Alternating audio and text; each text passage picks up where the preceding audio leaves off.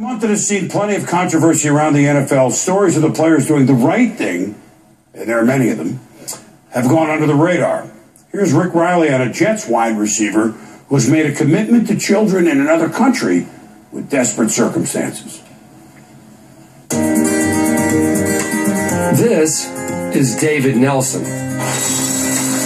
You might know him as the guy who caught this national championship clinching jump pass from a certain Florida legend. Touchdown! David Nelson caught the jump pass! Or maybe you know him as the guy who thought of a very cool present to give his then girlfriend. Nowadays, David Nelson's body is in this quiet townhouse in Cedar Knolls, New Jersey, where he prepares every day for his job as a New York Jet. But David Nelson's heart is here in this 3-bedroom makeshift orphanage in Port-au-Prince, Haiti. The distance from Jersey to Haiti, though, isn't half as far as the distance David Nelson has put between his old self and his new one. There was a huge emptiness in my heart because I was living out of selfishness. I was living out of vanity, money, fame. I wanted all the cars, I wanted all the clothes. It all changed when I went to Haiti. In 2012, Nelson was volunteering there after the earthquake when he saw a malnourished boy trapped on some rebar. He freed him and then offered him food, sweets, games. The boy refused it all. I said, well, what is it you want? And the kid looked up at me and in plain English put his hands in the air and said, hold me. And so did you? I did, and I wept, and I cried. And it was the most beautiful 5 minutes of my life.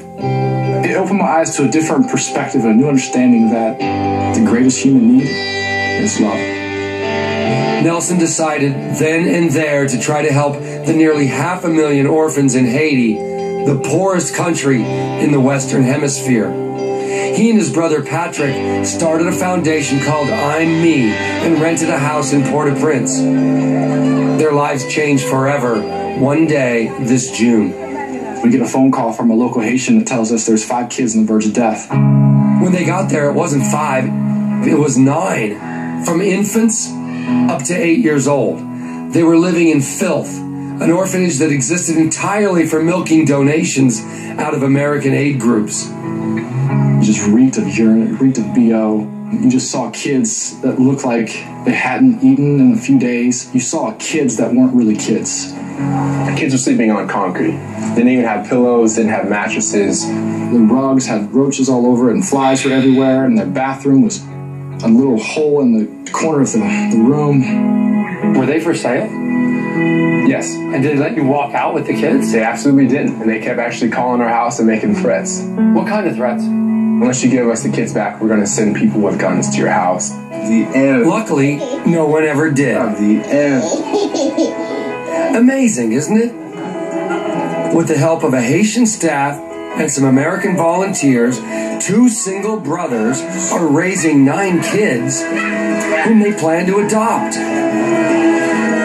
They're safe, happy, and thriving, even if they haven't quite got the grip on American football yet. I actually have tried to show them David playing. One of the kids said, I don't like that, and walked away. And unlike some New York Jets we've known, David knows all their names.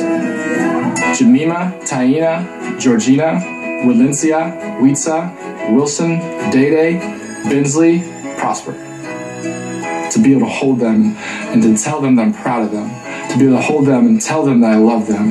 And daily, every single day, every hour, every day. Because for the 8-year-old, he had gone 8 years with nobody telling him. And I was able to do that for 2 weeks. And then I had to give him a pint and I had to leave.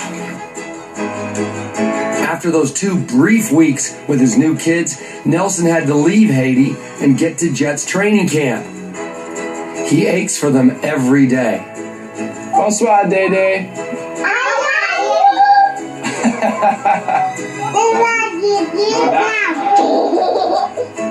Au revoir. Bye-bye. Love you guys. Oh, man, that's hard.